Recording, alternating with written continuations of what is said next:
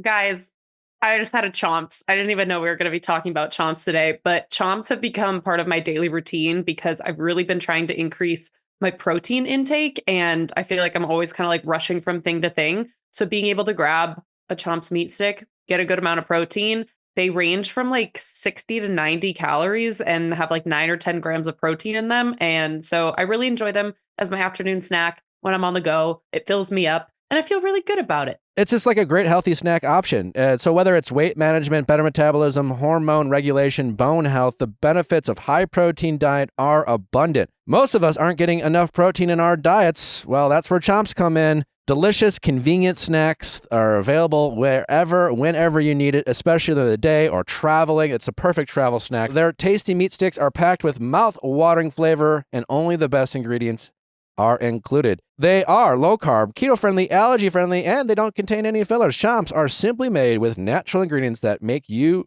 feel good. So if you're looking to incorporate a healthier snacking option into your and your kids' routine, you got to check out Chomps right now. Chomps is offering our listeners 20% off your first order and free shipping when you go to chomps.com/VIALL. Go to chomps.com/VIALL to see all the delicious flavors and get 20% off your first order and free shipping. That's CHOMPS.com, chomps.com/VIALL. Don't forget to use our link so they know we sent you. Every Plate. That's right, Every Plate. The company that's also owned by HelloFresh. Don't have time to grocery shop? No problem. Don't have time to make a list of different meals that you want to prep? Are you tired of eating the same thing over and over? Well, if you're any of those people, then you need to check out the convenience of Every Plate. And what makes Every Plate different, and I feel like really stands out in the food delivery marketplace, is that they have a really lower price point compared to other brands. And so I feel like a lot of us who are maybe single or in our 20s, we don't want to spend an arm and a leg to get really great fresh ingredients and make food that we love. So that's why I love anytime you're checking out on the Every Plate website and you just see that final price being so low.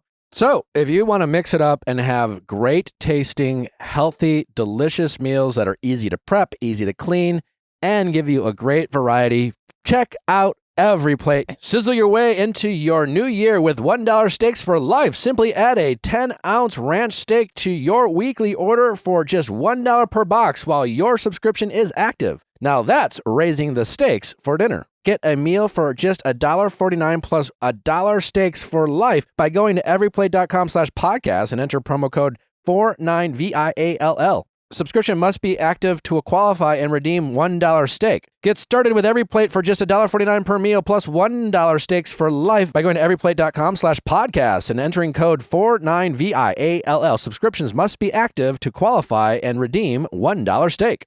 You're crazy.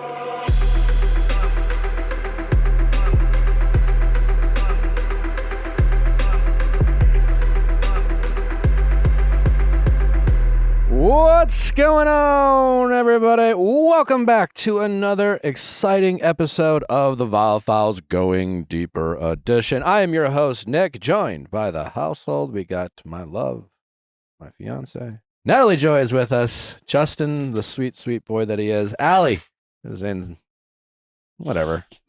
Somewhere. She's somewhere. My love. Now it's just fun. My beautiful angel, sweet boy Justin, and Allie's in St. Paul. And we also have introducing another member of the household. She's been with us for a while now. Leah is with us. Hello. Hi, Leah. She's been with us for 2 weeks. That's a long time. That's a Yeah. decade. Yeah, it's like forever now. But we brought Leah in because she's got some tea we'll get into Ooh. a little bit. She has a juicy story to tell. Nice little story that I thought was Might as well come from the horse's mouth. relevant to, the Viall Files. What's up, Leah? How are you? What's up? I'm good. Want to tell the audience a little bit about yourself? Oh man, I'm really being put on the spot here. Yeah. This is like my biggest fear. I know. Like I'm in school when they're like, okay, 2 truths and a lie, or like tell us facts about yourself. It's like, We can keep you By mysterious. the way, I prepared for that every single time, and then when it comes my turn, You freeze. I'm you're done. Yeah. I'm You gone. have I'm not nothing to there. say. You have to say your hometown, your age, and a fun fact. Well, hometown, That's what it you don't always have is. to give away your hometown. Yeah, no, I'm kidding. That's I just, mean, well, I'm from LA, Okay. Well, so She's a local. I'm a local gal. Rare. 28, I think. Damn. Sorry. Thanks for that. I'm just kidding. And can't think of a fun fact. I have no fun facts. I'm sweating. I also have no It's fun already facts. hot in It's here. okay. It's so hot. Yeah, it's And now warm it's in even here. hotter. Well, it's great to have you. Nick, what's a fun It's fact great about to be you? here. Fun fact about me. Yeah. Yeah, now you're on the spot. Let's see here. Fun fact about me. Has to be fun. Has to be fun. Yep. That's why it's called fun fact. I Oh my god, it's hard, isn't it? He's sweating. There's so many. Fun He's fact. struggling. No, to I'm not. find No, the best. I'm not that fun. No, you're fun. Well, yeah, You've done fun. but Oh, fun. you're going to think of it right after. I'm getting on a plane today to go to New York for 36 hours. That's a fun fact. About you or just in general? You're right. It's tough. He's leaving his pregnant fiance for I'm a- 36 I'm a little hours to worried fly about to that. New York. For work. I actually do have a go-to fun fact. What is it? Okay. I was a pro wrestler for one day. Incredible. Yeah, That's a great fun fact. it's a good go-to. Pro. It was a complete accident. Wrestler. Yeah, there was like a small period of time where I was acting and I went on an audition thinking it was like a scripted show for a wrestler. And then I got a call back and show up to this big wrestling rink. And then they put us in. Is there footage of this? There's a picture. There's a picture. They wanted my storyline to be the small one who keeps getting like hurt, but keeps getting back up. Sure. Yeah. And then I like highly considered it, but I couldn't move my neck that Oh, night. And then no. I was like, Like Can't you do got it. injured you do have a already on the picture. job. I have a picture. Okay, I'm going to require you to bring this picture and you need to frame this. Oh, Okay. Yeah. You'll Okay. see me. I'm like in the middle, and everyone else is huge. I think one of the girls from that round of auditions is now like in the WWE. What would be your wrestling name? I think it was like Princess Leia. Yeah. her. I mean, that's iconic. Oh my God, duh. Yeah. They were Slay. like, this is our Do we need to refer to storyline you? for Should we you. refer to Leia as Princess Leia going forward? Every time. Yeah, honestly. that's my L3. Princess Okay. Leia. Fun. That's a great fun fact. That is a great fun I was fact. never a professional wrestler. Yeah. No, Nick's just going to New York today. That's his fun I fact. don't know. What is my fun fact? I'm not that fun. You have to think of one for next time. Okay. Okay. All right. Nobody let him forget. Apparently, Taylor Swift's cousin is taking all the credit for introducing. all the credit? Well, he's claiming that he helped Taylor Swift and Travis Kelce begin their romantic How did- relationship. how did and he it's do not that? even her first cousin; it's her second cousin. So like they're not even related. And, And so second cousins, that would be like, They have Wait, the are you same in- great grandparents. are you and Cole? we're first cousins. Your first cousins. And second cousins would be like, They have the same great grandparents. So your first cousins are grandparents. Yeah, yeah. Your second cousins are great grandparents. okay, you have the same Oh great my God, I'm grandparents. confused. Yeah, me too. Anyways, they're not that close. They're not that close. But of course, he's like coming out of the woodworks, being like, "Oh, well, just to let everyone know." What did he say? He made a TikTok interview. He made a TikTok. I made a love connection between her and Travis Kelce. What does the Um, second cousin look like? I don't know. His name's Danny Fry III. He didn't go into detail over his second cousin's relationship, but he did spill that he's been going to a few of Kelce Kansas City Chief game alongside Swift. So they are close, maybe. Maybe. Do we have this TikTok? I would love to see what he looks like just so that I can verify that he's actually in the suite with Taylor. Because there are, some random people in there. Also, why are we just now discovering this? Yeah. Sounds like a lie.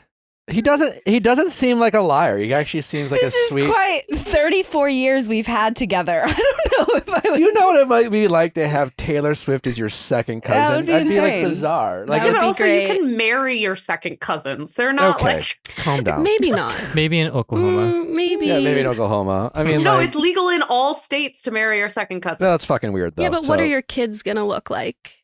or what are their friends going to Swifties? say about them? They Wait, will be that's funny. talented.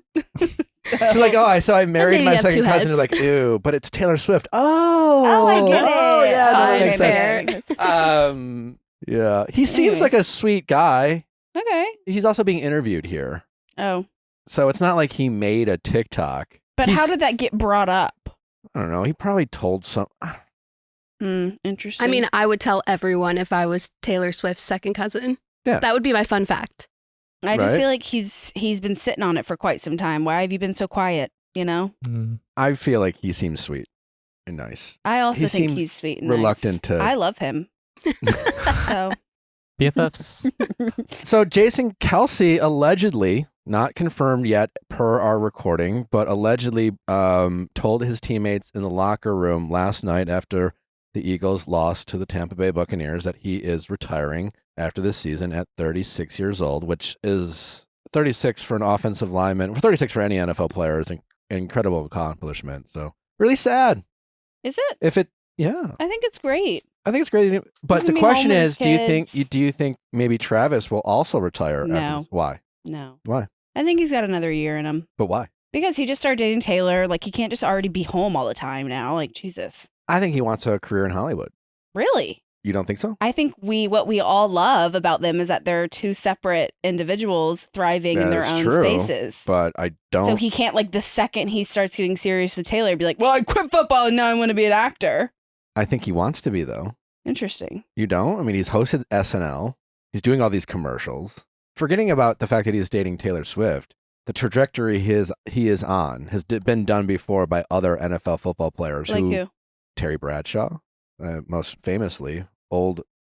He's the old. Never heard of him. Yes, you know who Terry Bradshaw is. You're just being What has he difficult. been in? Cannonball Run.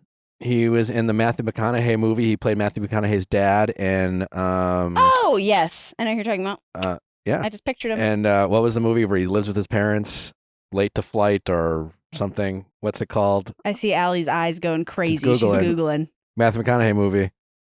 Terry Bradshaw. Failure to launch. Failure to launch. Late yes, for the flight. yes, yeah, I know basically exactly the what same you're thing. talking Yeah. about. Did you say late for the Like- it's gonna be you today Close, going to see yeah. your Knock on some wood. So yeah, there's been other NFL. OJ Simpson did it. Ugh. Yikes. But who else? Maybe recently. Do you think OJ Simpson is dating anyone? Michael Strahan, now a host of ABC Good Morning America. I feel like that was a really good question. What was the question? Do you think OJ Simpson's dating? Probably. Yeah. Really? The last we saw him was what, in Vegas on November 7th? What was he OJ doing? Simpson, 76, appears frail in Las Vegas. Oh, no. I don't Frail. think he has been without the touch of a woman. I just feel like I would be a little scared. Yeah. No? Wouldn't you? Yeah, unfortunately, there are thrill seekers out there. And I'm sure he is not without the options of dating. As crazy as that might sound. I guess some people are into that. Do you think he makes people sign an NDA 100%. Oh, for sure. 100%. if they Yeah. want to fuck OJ? I don't know, maybe. I Do mean, you think he confides in any of them the night of?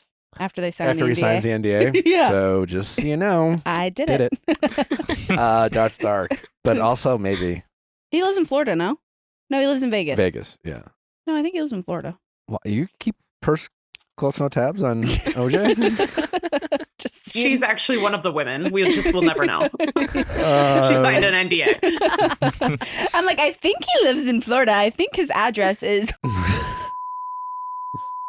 Is that after you tried reaching out to set up a date, or Moving on. What did Black China say? Nick was like, how many NDAs have you had to sign? And she goes, my wrist hurts. Yeah. My wrist hurts. Same. Uh, Peacock is launching a new show, they are?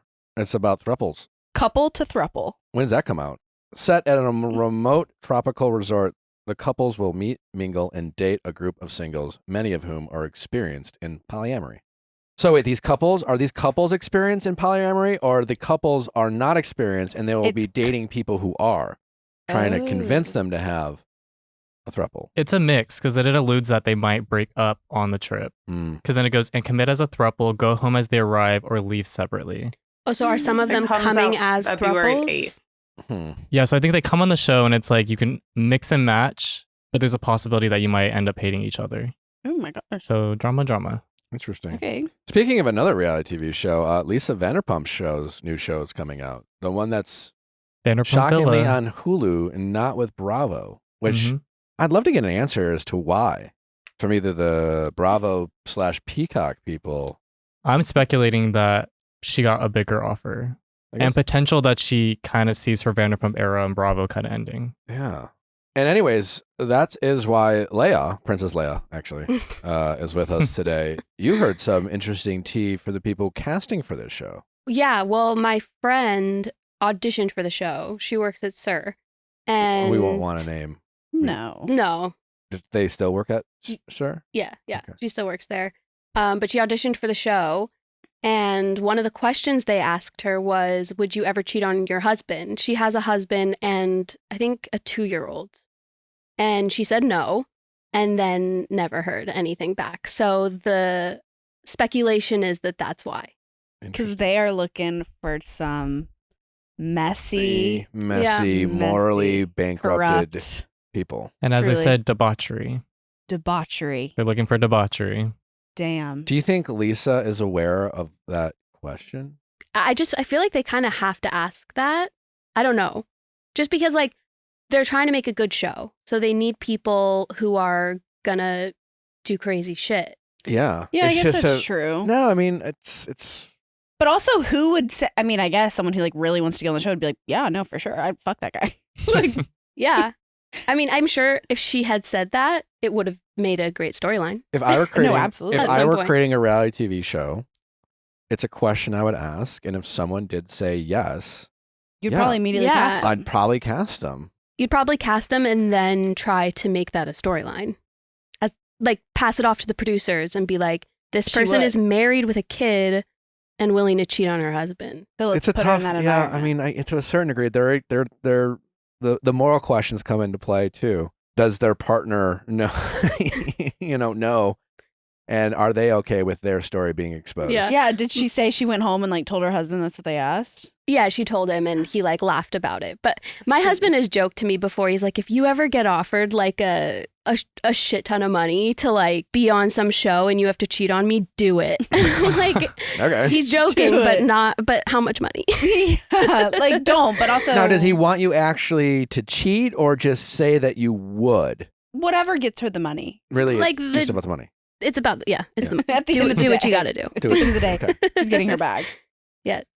Emotionally cheating and physically cheating maybe are two different things. I mean, it's But like- what's the line? I guess you're right. It's like, is it juicy? I guess. But if I were making a TV show, for me, it's only weird. Like, my biggest question is, at what part did Lisa play in these types of? I mean, I don't know how hands on she is, but she's hands on enough. And for someone whose role on these shows is to come across as someone who's always taken the moral high ground. My thought is that what the role that she plays is that the casting directors will have these interviews and then they'll select the people that they think will make good TV. Maybe. And then maybe she has final say. And I Yeah. would guess that my friend did not make it there Okay.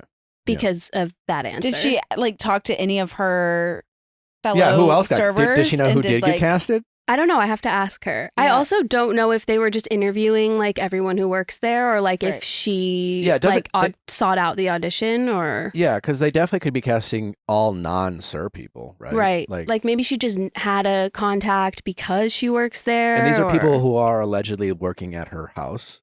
So in the trailer, she goes, "I found the best of the best."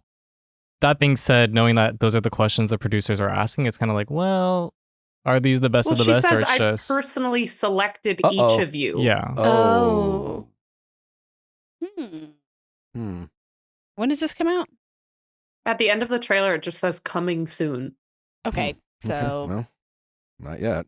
never. Soon. You were saying, Leah? No, I was just saying, if you think about the first season of Vanderpump, like none of them were married with a kid. That's not going to make good TV unless the person is Willing to willing be messy. to be messy. Yeah. I mean, a married person whose partner is not on the show in itself doesn't make a ton of sense to Right. have them on the If show. they're in like a very closed relationship where they're gonna stay faithful to each other and they have a child together. right. I like- mean, as a producer, they're like, "Oh, so you're married? Interesting." Next. But would you cheat on your husband? No. It's like, okay, you're not. This Yeah, this show next. is not for you. Yeah. Yeah, the grounded, emotionally stable, faithful partner who's also a mom. I don't know. That's not good TV. No. I would quickly before we're done with this because I do have a eyebrow and eyelash appointment that I must get to because Obviously. I'm trying to look beautiful for labor. I have to tell everyone, and you should send me a DM and say thank you so much because we don't have to go through this. I taught Nick how to use the talk to text. Game changing. Mhm. Wow. Yeah, How do I start it again? the little microphone at the bottom right, Gotcha. and you have to stop it after. Okay. Yeah. Yeah. It'll But- keep recording you. I've learned the hard way. Mm. But Yes, but you know how we all suffer through his spelling errors and grammar errors and just dyslexia. No more. You're welcome. Yeah, but now you're going to put me out of a job because all I'm good for is people sending me screenshots saying, what did he mean by this? And me too. Wait, I have an important question. What do we think about voice notes? Love. Okay. Love. Love. My security team did point out to me that you need to be careful sending them because with AI and technology is like they could have a voice recording of your voice, and then the really highly technically proficient people could, maybe cut that up and make you. But honestly, with the way technology and AI is already going, that's going to be. Yeah. Least of our I think worries. you can already do that. They're doing it with this Also, podcast. you realize you have multiple seasons of TV online. Yeah, no, right? exactly. And they're doing it with this They're podcast. gonna I'm find just your relaying They the can find your information. voice. Yeah, Maybe. I get my voice is well documented and already out there. But for everyone else, no, I love a good voice note. Have you ever sent one by accident? I find myself often recording and then having to exit out and not send to people with my thumbs. This is how I text. Probably. Yes, of course. Yeah. Voice of text. Voice to text. Well, It's a game changer. We have an amazing episode for you. The absolutely generous and lovely Allison Holker is with us to talk about the passing of her husband, Steven, most commonly known as Twitch.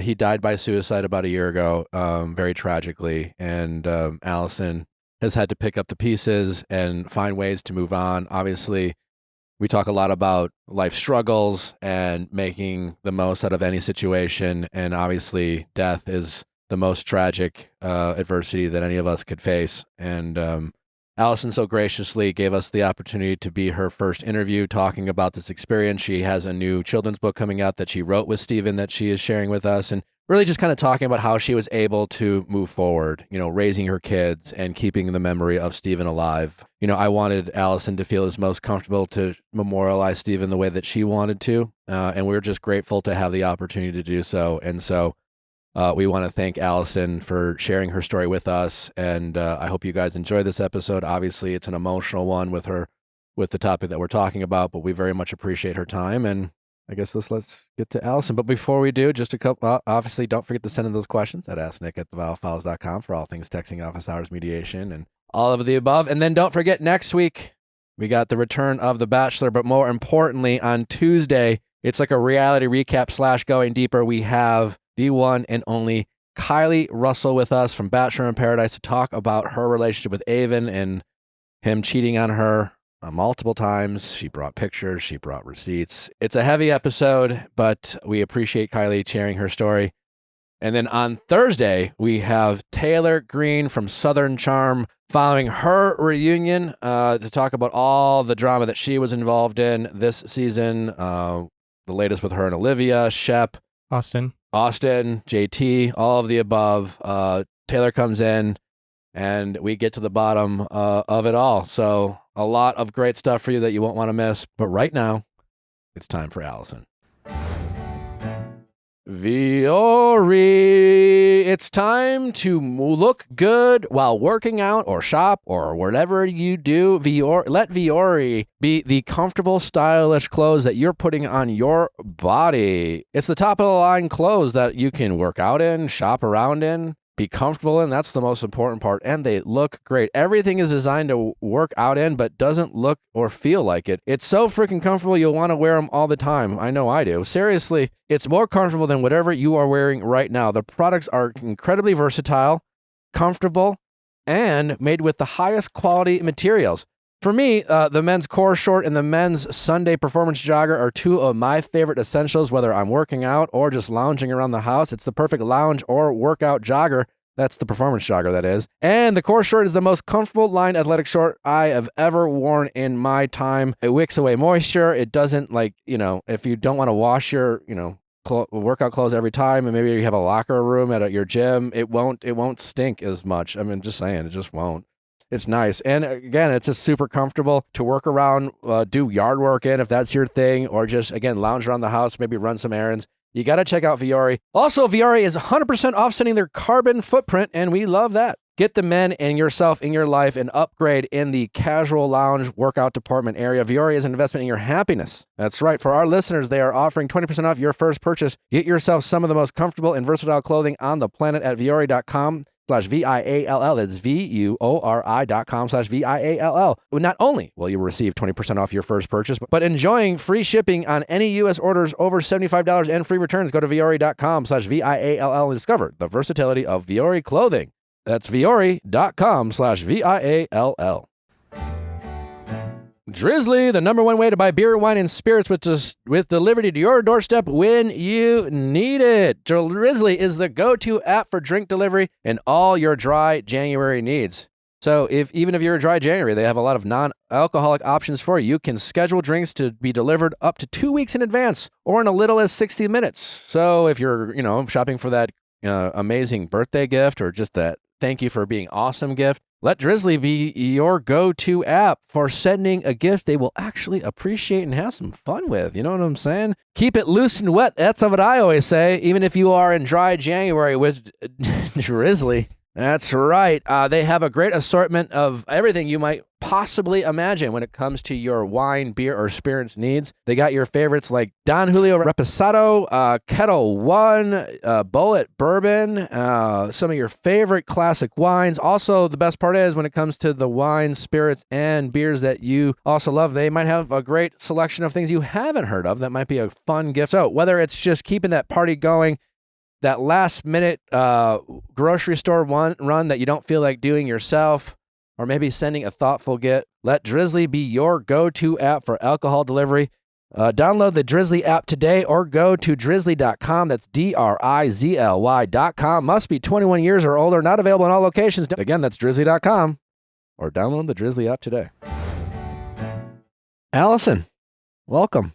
Thank you for having me. I'm excited to be here. We're really have you. excited to have you. Obviously, I like to think it's been a long time coming in general, having you on the show. We've always been fans of you here, but, you've obviously taken some time over the past year and kind of, dealt with everything that you've had going on in your life. And to have the opportunity to, interview you and speak with you and first on your book, which congratulations, that's amazing.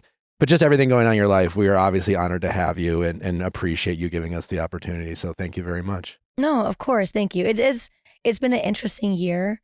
Lots of confusion, conflict, different kind of, trauma and grief to go through. Mm-hmm. But it is nice moving into 2024 to have something to kind of give me a moment of hope and like joy and something to really move forward and kind of move me into a new path for myself and for my children too. So it feels nice to kind of be starting this year with something that, is for us, but also to give back to other people as well. Yeah, it's really exciting. Is that your theme for 2024? Almost like, turning a page, maybe pun intended with the book. Literally pun intended, yes. But, just like you said, obviously 2023, a very heavy year for you and your family. And, with it being a new year, that's the goal, to maybe kind of have spirits be lifted, so to speak. Absolutely. I'm a really big goal writer. I believe in manifestation. I believe in affirmations. I'm like always believed in that stuff. And I'm pretty diligent about it, even on every full moon, in fact. Okay.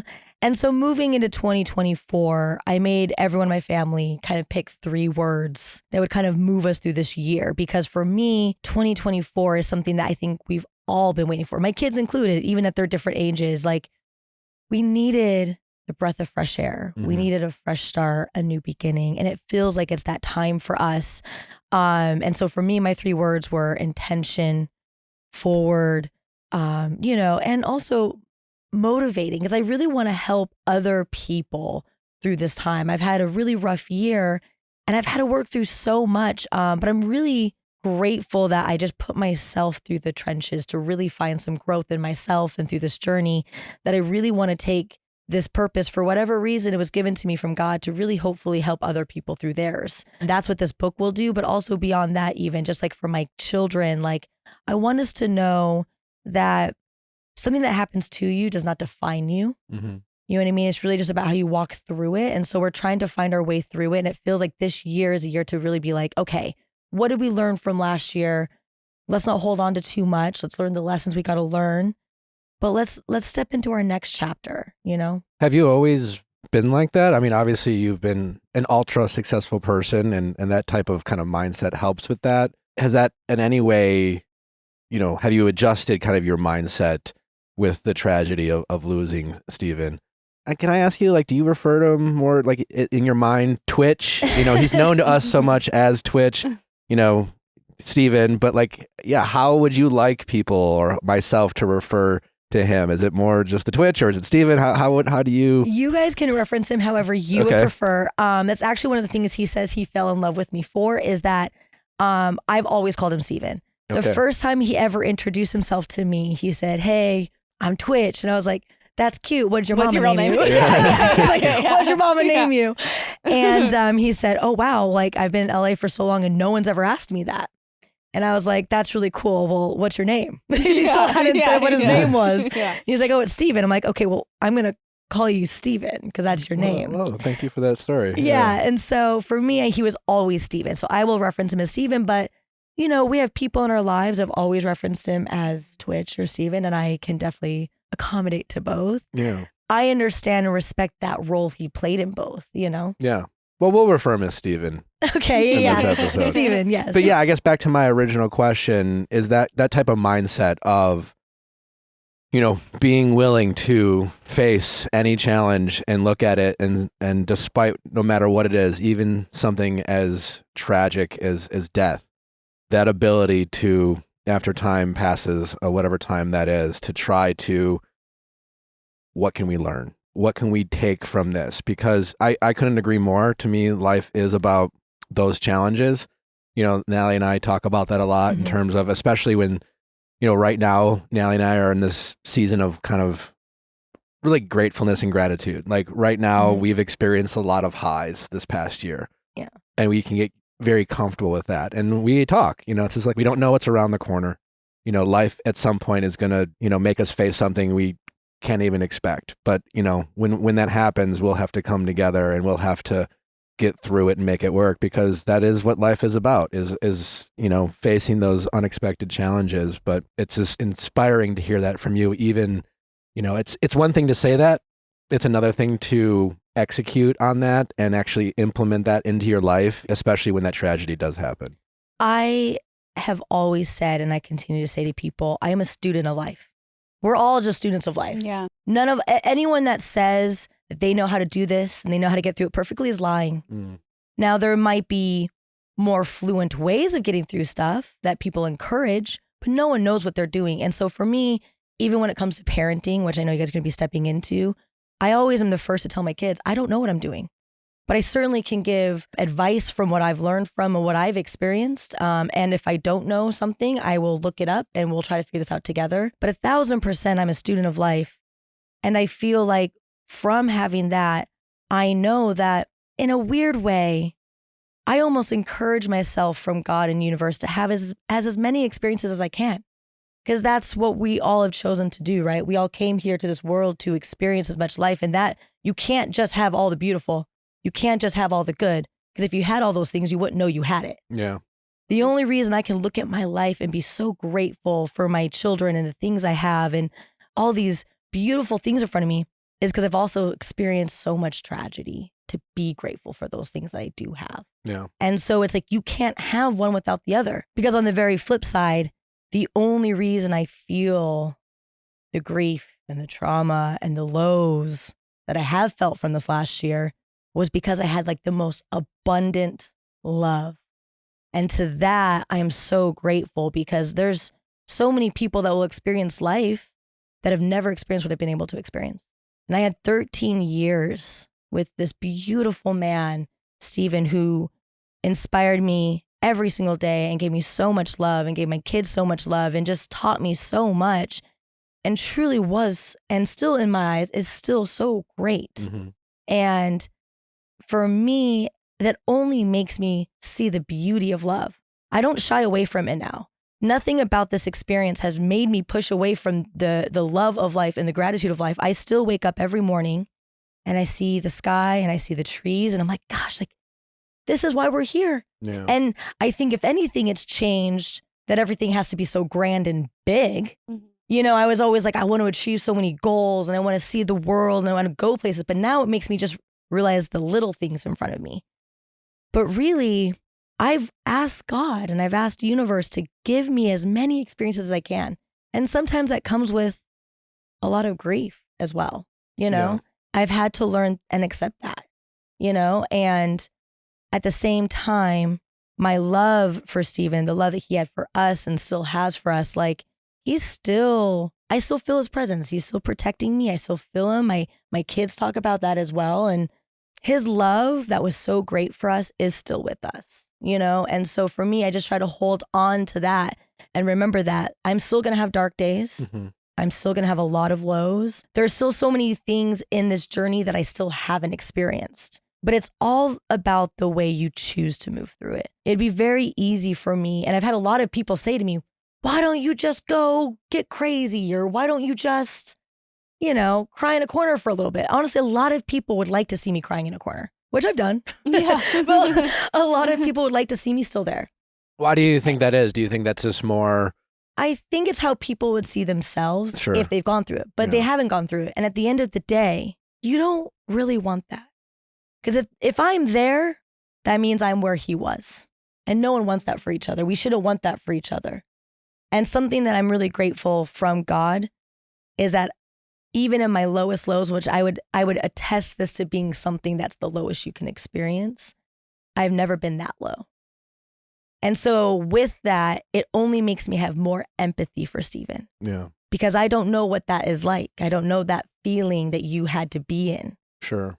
But I'm also grateful that I don't know that, you know, but it's interesting that people want to see you still low because you don't want that. That's not something we should want for each other. We should want each other to experience things, but get ourselves out of it. Yeah, I suppose on some ways it might make that person, whoever they are, feel almost safer in a way.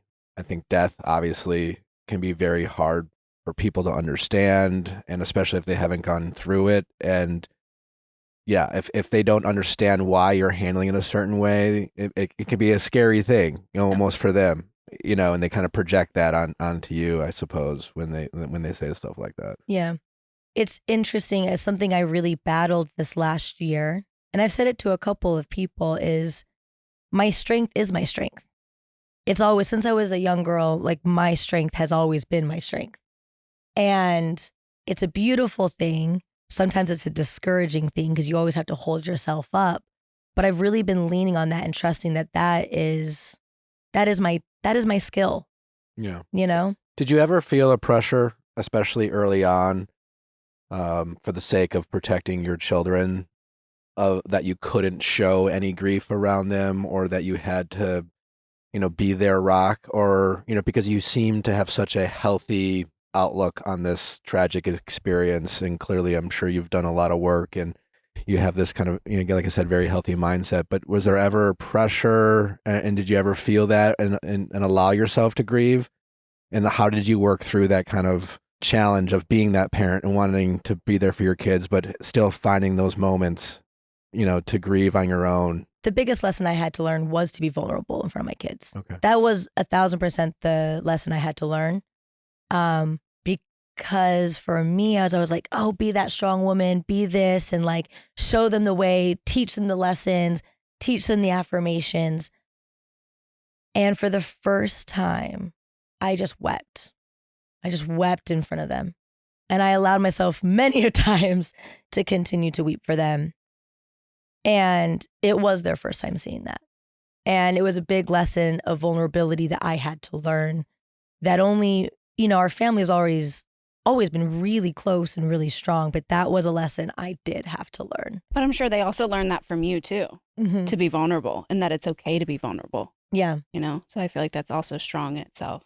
It's one of those things where as a parent, like something I've always known, but not in that department until now, was I'm always like, oh, you know, teach by example. So I've always attested that to more of like career and dreams. Yeah. Where I'm like, I wanted my daughter to see that, you know, as a single mother, when I just had her, that I could move back to LA and I could go after my dream and show her that she can do that. But I never really, before this moment, taught them how to do that with their emotions. And I had never done that as well. So it was like a really big thing for me to learn to be vulnerable in front of them if I wanted to show them and teach them to be vulnerable with me. as well. That's great. I always love those stories when parents learn from their own children. I think those are really special moments because, they first had to learn through you. Yeah. And then they kind of apply what they've learned from you and then help you learn as well. I love those moments when it kind of comes full circle. There's so many moments I've learned from my kids, or we've learned on the forefront together, no matter what their age is. My oldest, Wesley, she's 15 years old and she's a wise owl. And I don't know many young girls or kids or teenagers that will say that their mom is their best friend, but she 1,000% tells people we're best friends. Mommy first, but we're very close. We've experienced a lot together and we've always just been on each other's sides and championing each other through everything. And we had a moment months after everything happened. We were in our kitchen and we were, for whatever reason, I don't even remember what the memory was that got brought up. I don't even remember. But what I do remember was it was our first laugh. And it was months after. It took months before we had that. And we shared in this wild laughter, just belt laughing. And immediately after we started laughing, we both looked at each other and stopped, almost on a dime. Because then there was almost immediate regret and grief from feeling bad about having that laughter. Is this okay? And then we just hugged it out and then we cried and we're like, yeah, no, we can laugh. We can do that. But going through that genuine emotion with someone else at the same time was something that I'll never forget with her. And then we almost had to walk each other through it and convince each other for each other that it was okay. Just give each other permission almost. Yeah, that it is okay. And we should, should, share in those memories and laugh and have those moments together. But, with her, I'm just really grateful to have her and champion her through all this and her champion me through it. But she's lovely. And so I fully believe that we can learn more lessons from our own kids and they can sometimes learn from us. That's incredible.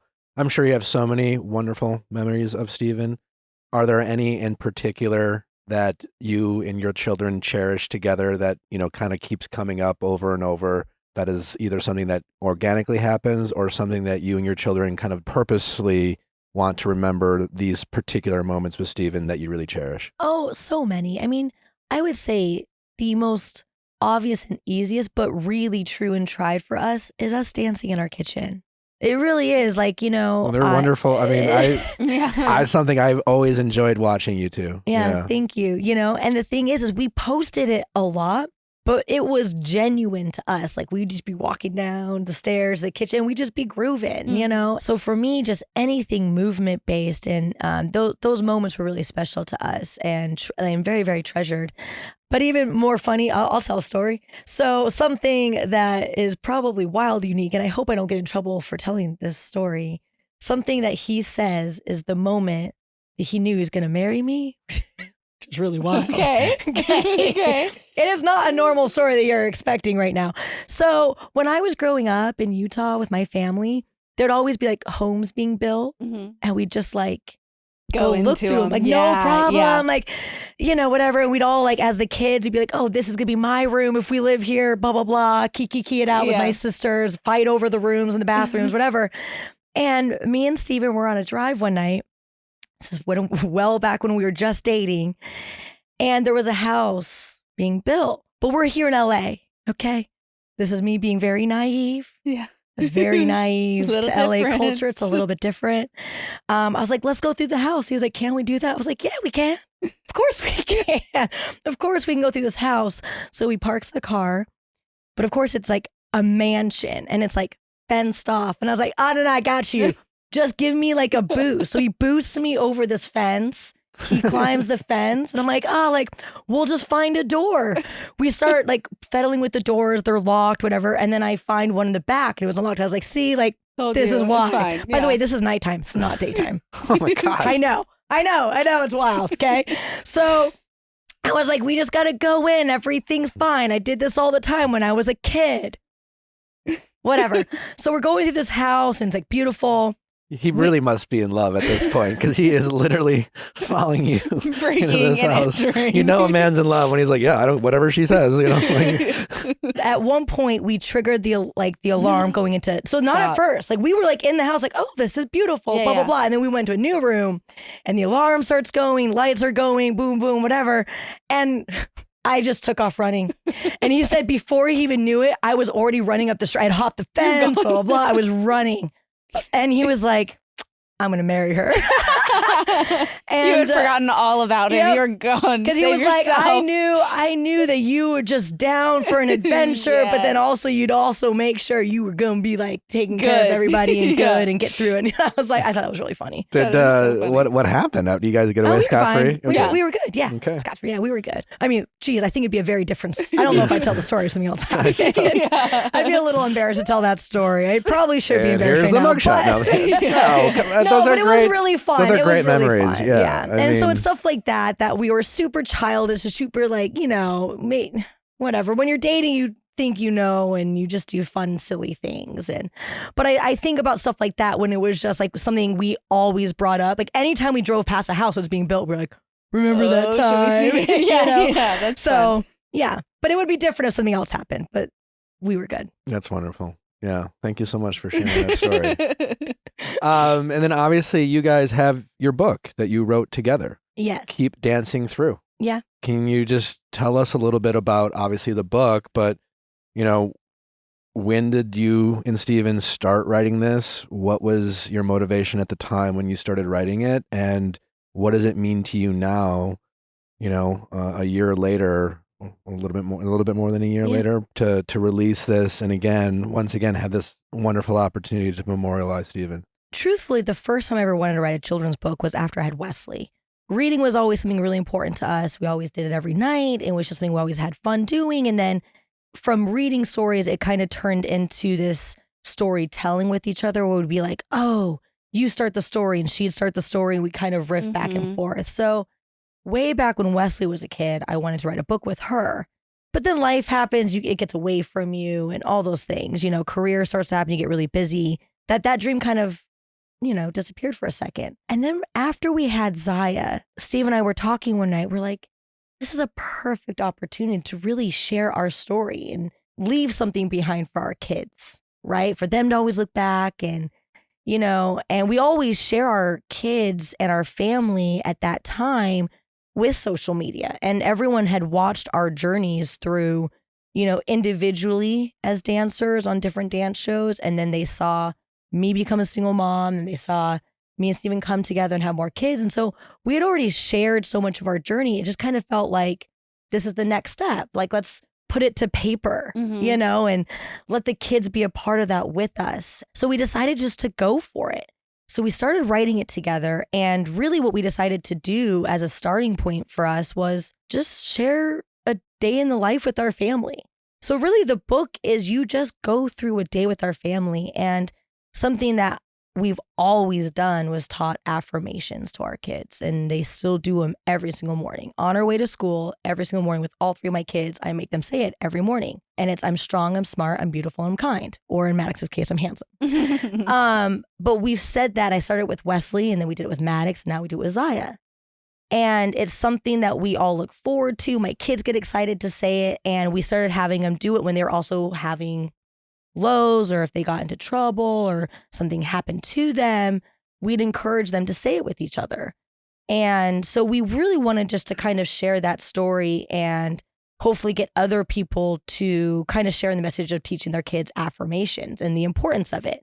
Because I'm like a really big believer in just instilling like self-empowerment into my kids. And so that's really what we wanted to do.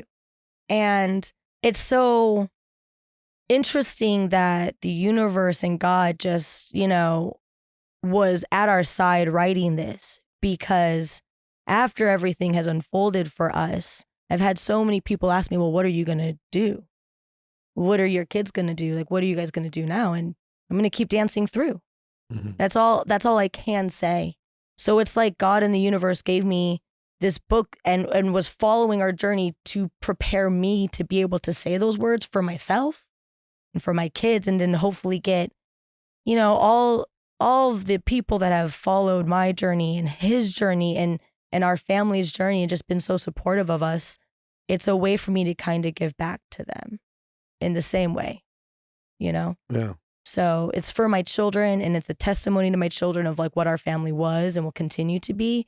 But also, you know, because with Disney, there were questions of like, do we still want the book to come out? Mhm. And truthfully, it was like, I don't know. Because, you know, there was selfishly a part of me that was like, no, I want to hold on to this just for us. Mm-hmm.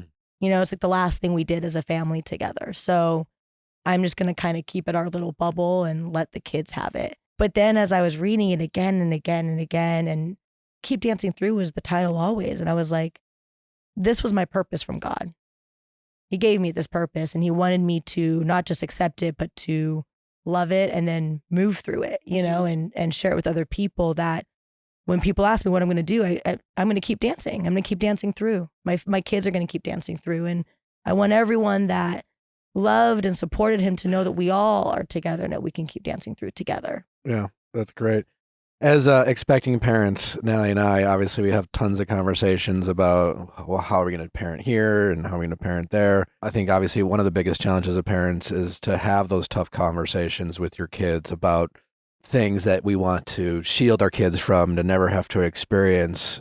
How were you able, or how do you continue to have conversations with your kids about mental health and depression and things like that, especially with, you know, some of your children being in an age where, I don't know, I hope I don't have to have, you know, maybe those conversations at that young of an age, but, you know, life comes at you fast and makes you, you know, deal with things before you want to or expect to. And I get scared and worried about what am I going to say to my daughter if something happens, and how do you do that? But, you know, how are you able to find that strength and find those words? And what advice would you have to any parents out there who are struggling to find, you know, the right words to talk with their kids about any real difficult topic that they might have to do? The first thing I would say is each kid's different, right? So I've had to channel, not just because of age, just personality types. I've had to juggle very different personalities and very different kind of conversations, so they feel in the way they feel seen and heard, and also understand what I'm saying to them. So I've had to address it very differently for all three kids. So I think my first advice would be like, look at your kids and see who they are through it, right? But there is no perfect way through this. There isn't a perfect conversation, but it's just having one. It's just having one with your kids and trusting that, unfortunately, but fortunately, our kids are a lot wiser than we give them credit for. And they feel so much. And sometimes people are like, kids are resilient, which, yeah, so are adults, but also some are not. And I think it's paying attention, and something that I thought I was really fluent in and understood was communication, but I'm learning so much more about it. And it's just opening that gate and letting them have a space to talk.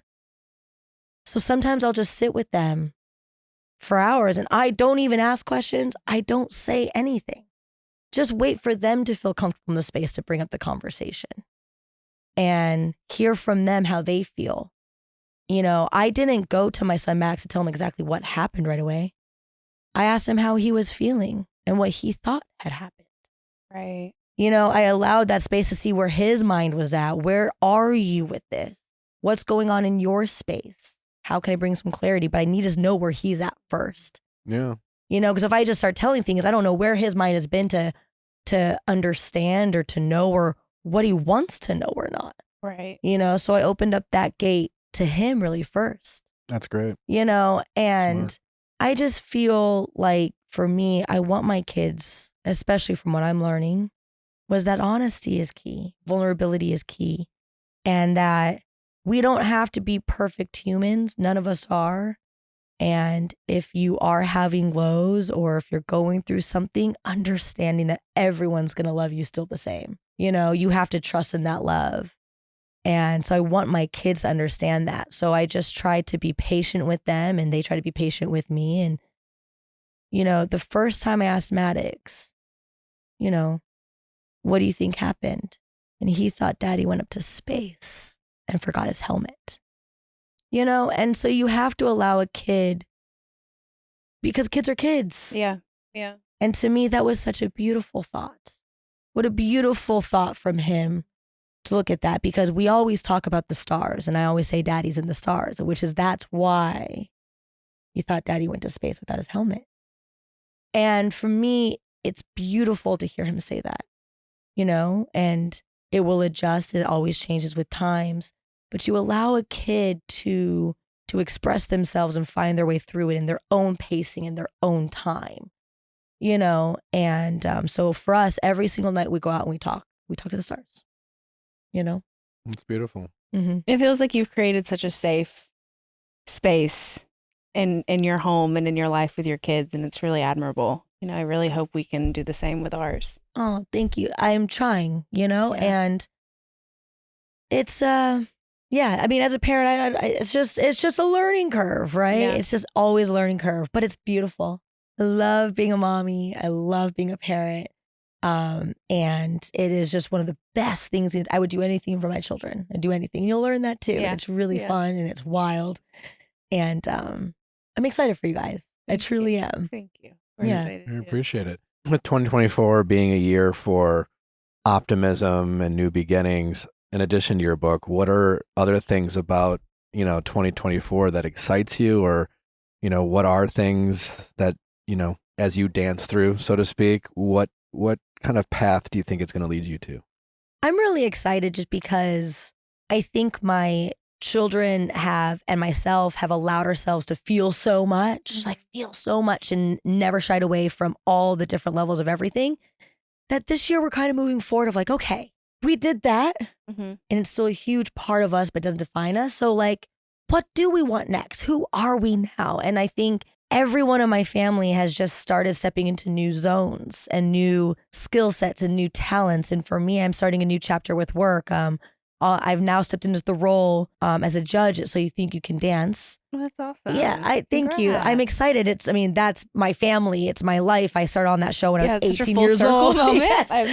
And it's a time capsule of my whole life on TV, So I'm back in that zone, and it's lovely. And we already started the auditions, and it's been fabulous and wonderful. And, kind of stepping down and passing that torch from being the dancer and choreographer or all-star on that show, and now being a judge, being able to facilitate the next generation. Like, I'm really grateful for that.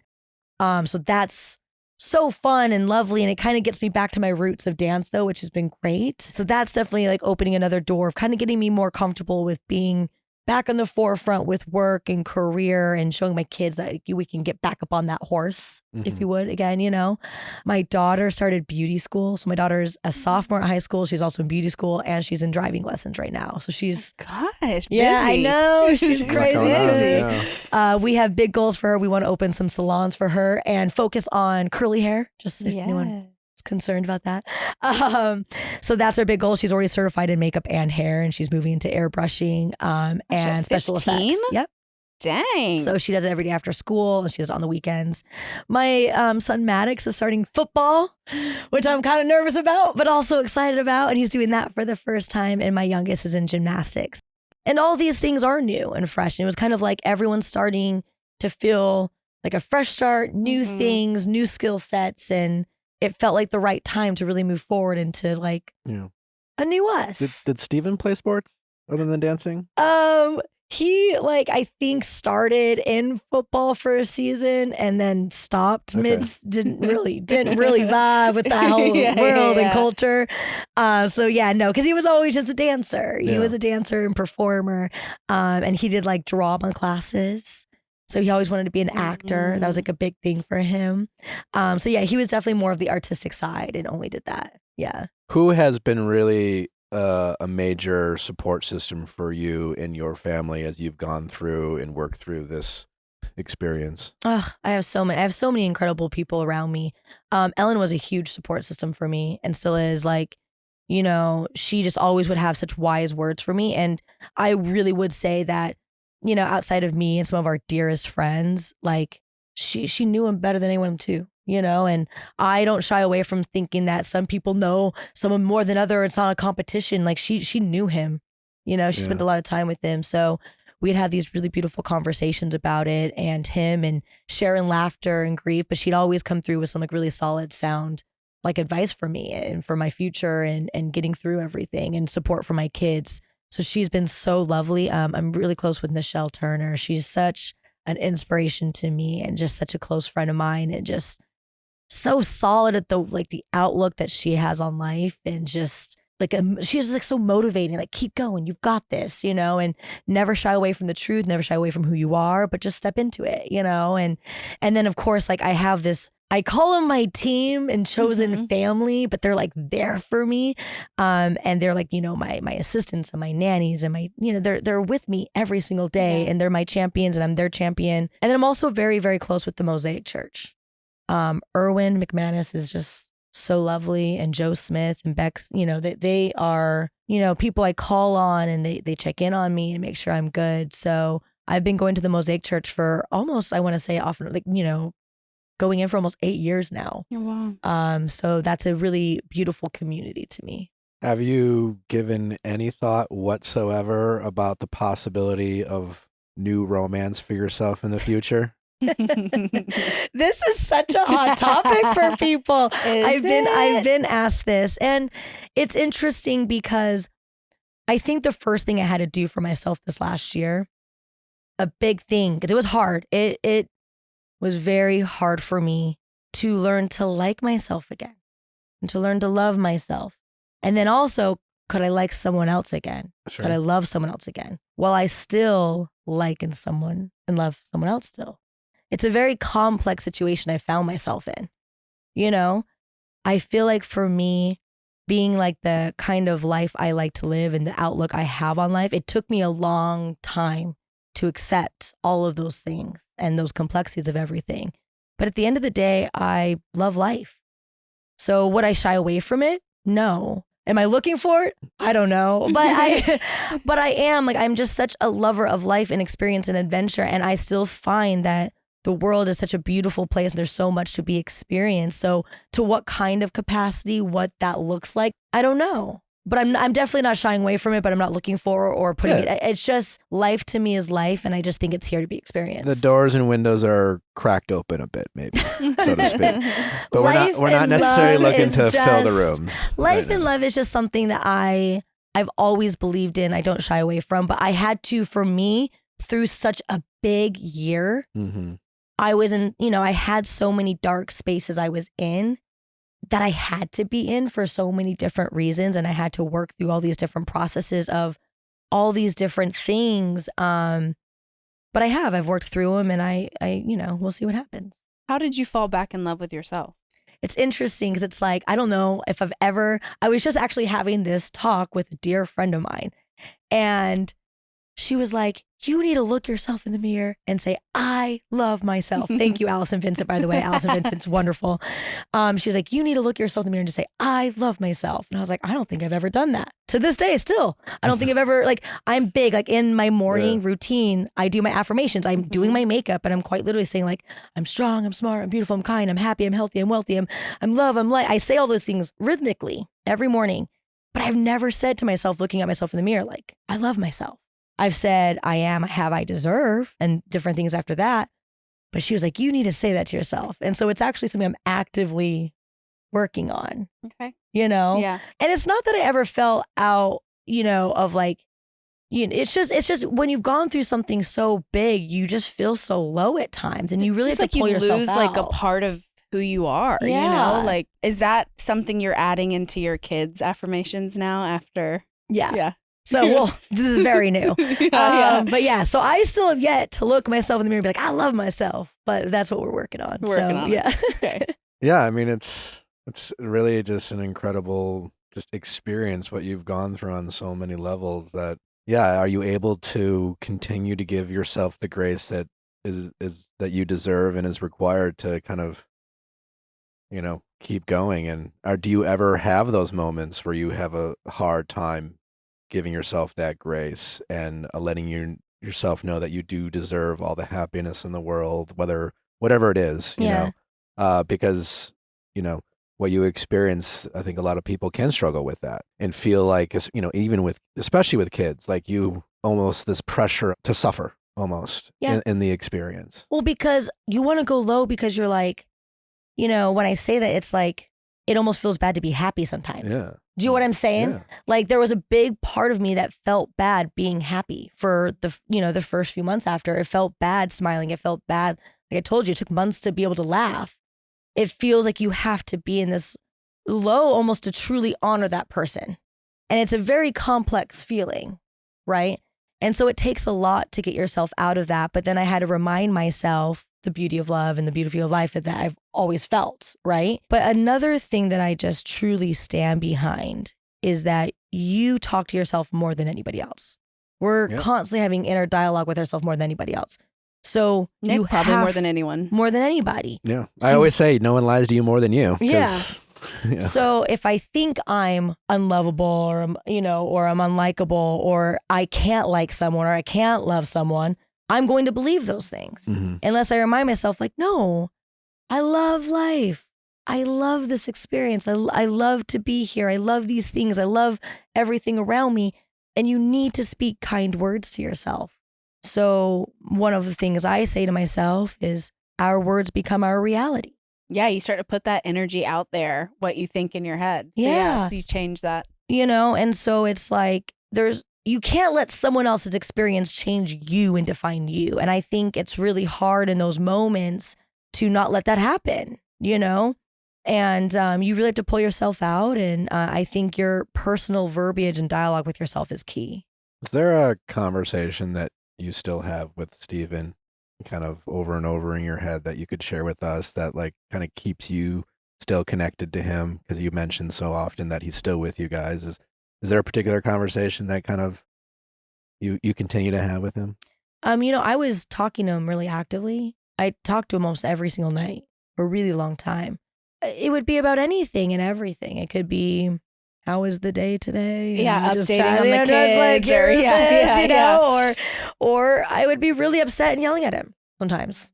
There's times I've just screamed and there's times I've been like, okay, I'm picking a school for the kids. What do you think of this school? And then just wait for an answer. And, and so it's all sorts of different kinds of things that we would talk about. But the biggest conversation I had with him that probably means the most and was the most healing was I was outside and I was looking at the stars and I said, whether it was necessary or not, I don't know if it was necessary or needed, but I forgave him.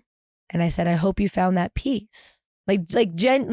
Genuinely, I really hope he found that peace that he needed and that he felt like he needed, and that's a really hard thing to do, but I just have so much, that I needed to allow myself to almost be free of that for him and for him.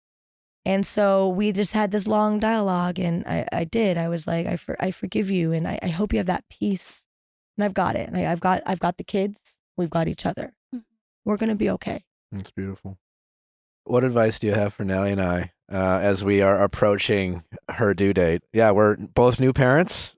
We don't know what to expect. Nellie and I, we've really, which I think is positive, but we've really taken the approach of let's be flexible. Mm-hmm. We'll figure it out. Let's just be there for each other. And that's kind of been our theme as we kind of have gone through her pregnancy and as we approach the delivery date is, hey, let's be prepared, but also let's be flexible. Like, what do you think of that? Do you have any notes for us? And what else can you offer us? Oh my gosh. Okay. The biggest thing I would say going into a labor or parenting for the first time is first off, just do it your own way. Okay. It has been done for quite literally all the time, which is the only reason we're all here. Mm-hmm. Right. And I think from like TV, film, books, everything, there's kind of this like scary context. And you always see this like really graphic, which is true. Yeah. Very graphic. But there's always this like, yeah, which can happen, right? It can be very, and it's very hard and it can have its hardships and traumas and in itself too. But sometimes it doesn't have to be that story, which is not always talked about. And I always am a believer in mindset. All 3 of my labors were the best experience. All 3 of them matched my kids' energy. Maddox came out to laughter. We were singing Salt and Pepper's Push It. We're like, You were doing it too? Oh yeah. Me and my nurses kept coming in the room. Wow. My doctor, my mom, Steven. We were all in there, push it. We were like singing, and then I started laughing because it looked like I had a choir of people singing Push It by Salt and Pepper. And then I started laughing. My doctor's like, laugh again. And then he came out and we were all laughing. That is so funny. You know, incredible. and so for me, I'm just like, whatever your story is, whoever you guys are in it, make your story your story. Mm-hmm. You know, it doesn't have to look one way. It doesn't have to look like the other. It doesn't have to necessarily be this or that. It could go smooth. It can go beautifully. It can go easy. Who is all in the room? Because right now it's Where's your me and Natalie. Uh-huh. Some days her mom's in the room. Okay. Some days she's not. Yep.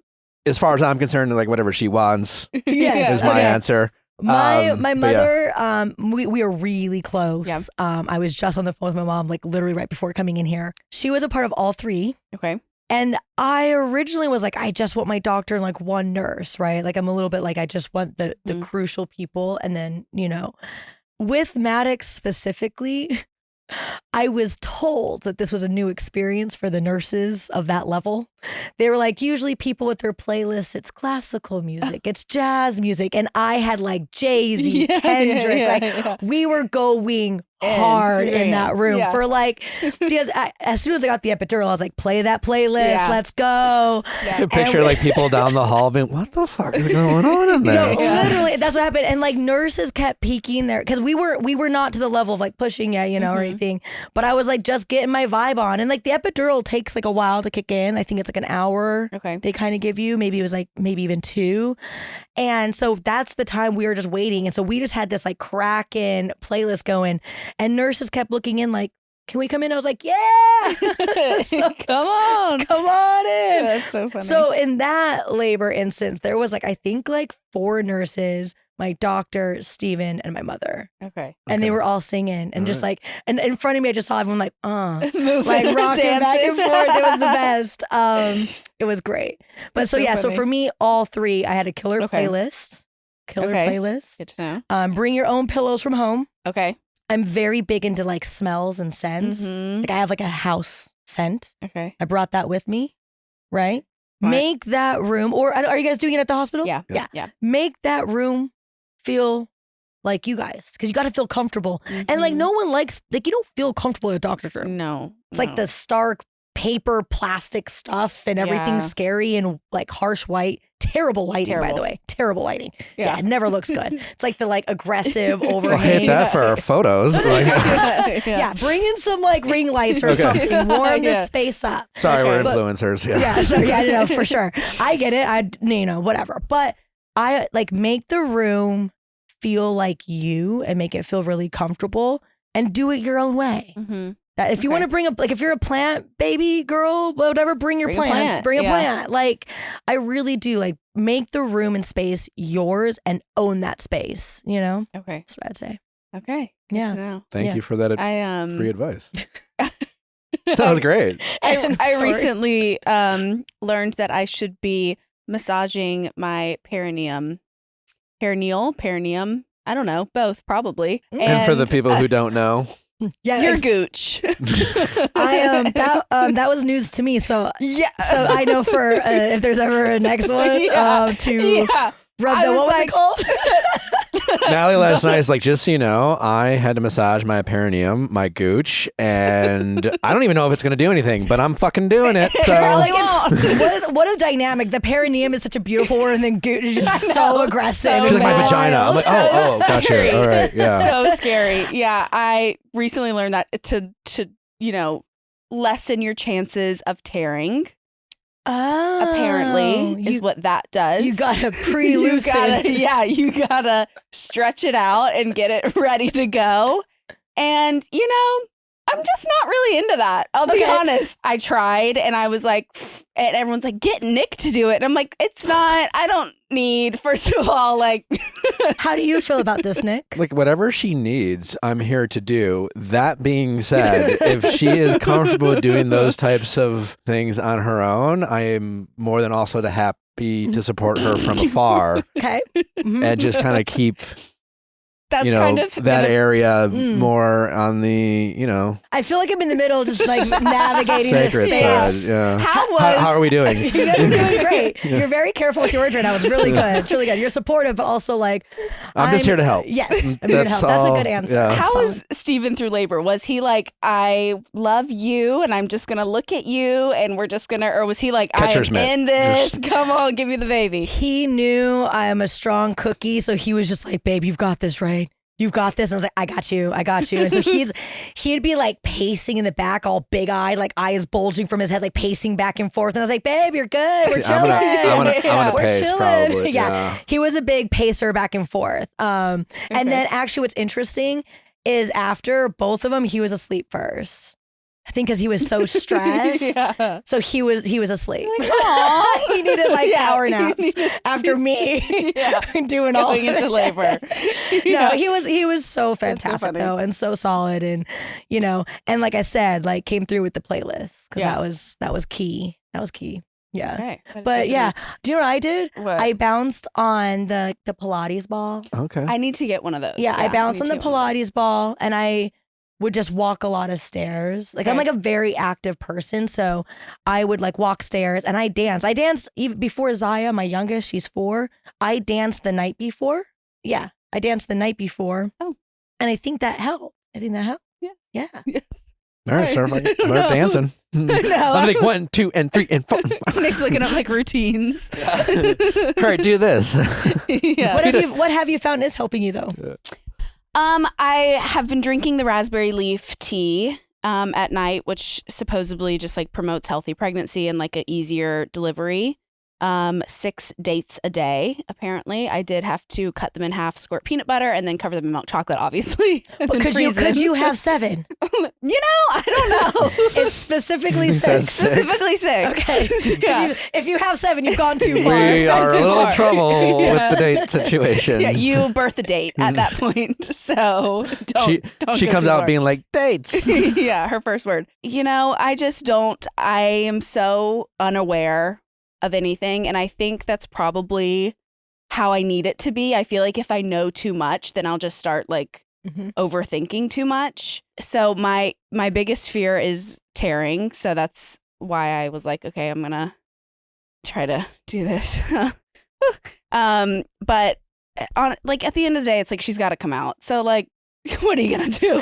It really is exactly what you just said, though. And everything else we've kind of said, right? Like your words become your reality, right? So even the more you're talking to yourself about a labor, Mhm. if you're psyching yourself out and becoming fearful of it, you're kind of creating that complex. And it's not to say that things don't Yep. happen. Life happens and things happen. And you have to roll with the punches and understand that that's just how life works. But at the end of the day, the words matter. So if you're Totally. like, oh, we've got this, and calm, I don't know what to Mhm. expect. Mm-mm. And you're just kind of open to You're it. just- Like it just kind yeah. of takes you down the path. But like literally we've been doing it forever. Without the hospitals, Right. without Nothing. the without the playlist, which I don't know how they did it before. But yeah. you know, it's true and tried and it's doable and you're gonna be great. I saw something that was like pregnancy is 9 months because by the end of it, you're like so not scared of giving birth. You're just like, get this baby out of me. 1,000%. Like that's why.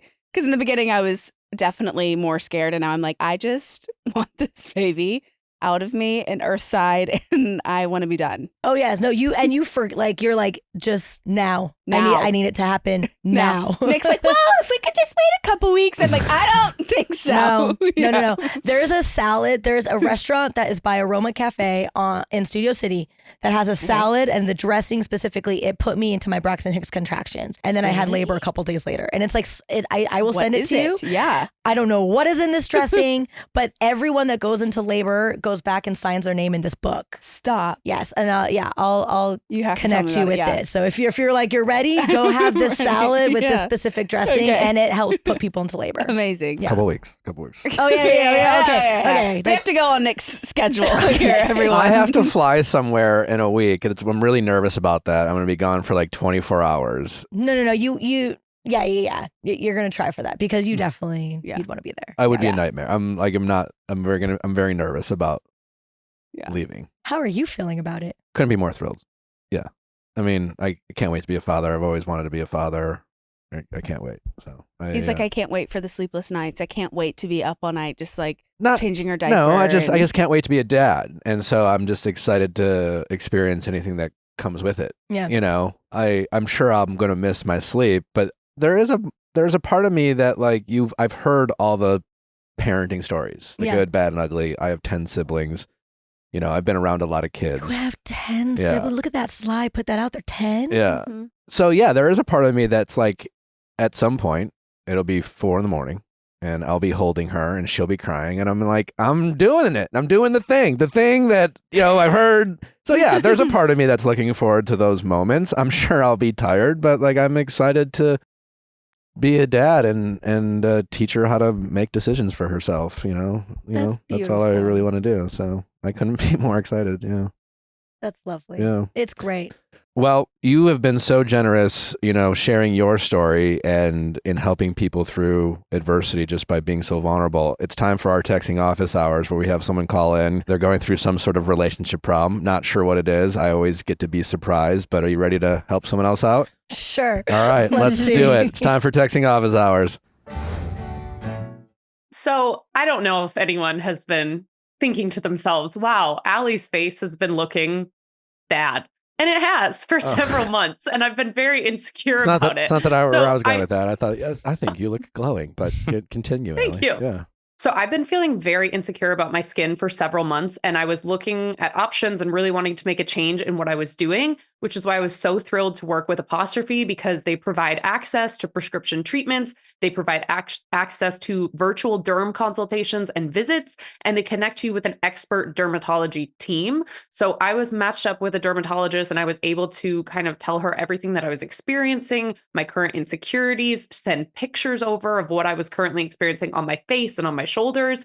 And she was able to get back to me with her opinions on everything. And we came up with a treatment plan together that I'm really, really happy with. And I'm already seeing results. Well, get those same amazing results for yourself that Allie has been experiencing right now. We have a special offer for our audience. Get your first visit for only $5 at apostrophe.com/VIALL when you use code VIALL. That's a savings of $15. This code is only available for our listeners. Get started, then use our code VIALL to sign up, and you'll get your first visit for only $5. Thank you, Apostrophe, for sponsoring this episode. How's it going? Hi, Nick. My name's Emma. I'm 25 years old, and my boyfriend of 2 years ghosted me for 3 days before ending it, and I'm having issues coming to terms with it.